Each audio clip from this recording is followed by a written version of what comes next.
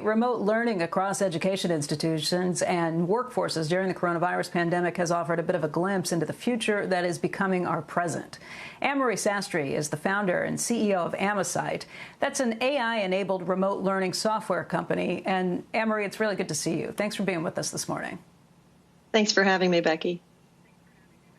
All right, folks, for those of you who don't know Anne-Marie, we've had her with us before. In fact, she was last with us, I think, in December of 2019, about 7 months ago. Let me just give you a little bit of background. She is somebody who is kind of ticking off every one of the boxes here. She's an entrepreneur, she's an engineer, she's an educator, and she's bringing everything she's learned in those things, in those fields, into this. And Anne-Marie, you were an incredibly impressive professor at the University of Michigan. You had a huge job there. You started a battery company that you ran before this.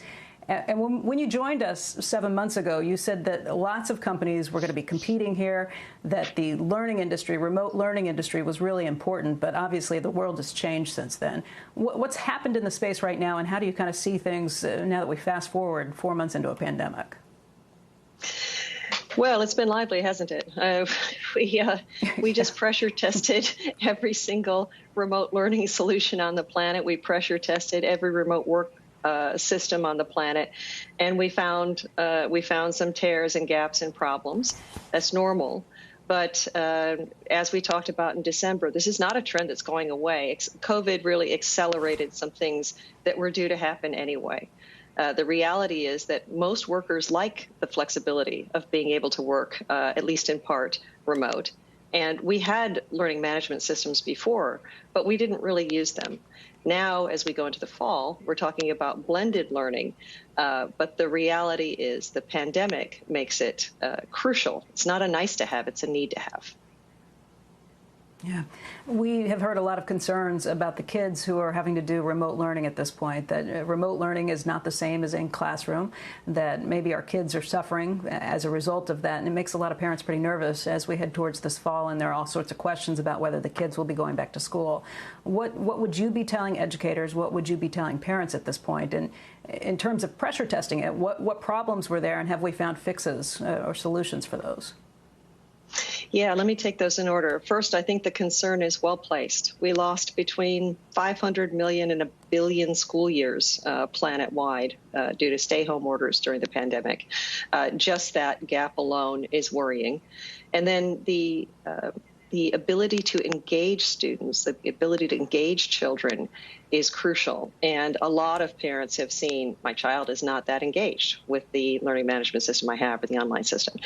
Yet, that same child who may not want to listen to a math lecture or may not want to conduct a group project online has no problem spending hours on social media or video games. So we have to ask ourselves as a society, why are some of these platforms so engaging and learning is left behind?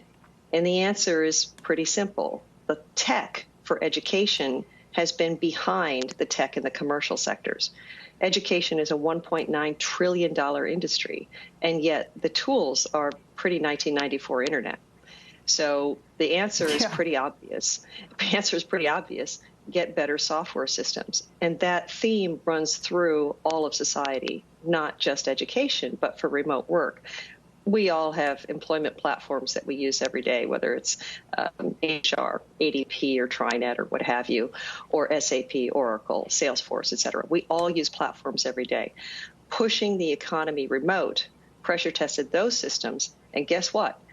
They were a lot better than the educational systems. Many of them, and all of social media and most commercial platforms are driven, at least to some degree, by AI. And that's the difference that allows you to have that engagement. How quickly can these AI systems learn and kind of get up to date and make it more fun and more engaging for students? Are we going to be looking at new systems that are put in place in time for the fall, or is this just something that takes a lot longer to fix? We'll see new systems. We'll see new systems put in place for the fall. Obviously, we've been pretty busy, and I know that all of the companies in this space are very busy. And I still believe that there is a need for several multi-billion-dollar companies in this space to serve this need. There's nothing more critical than education. Education is the foundation of the economy.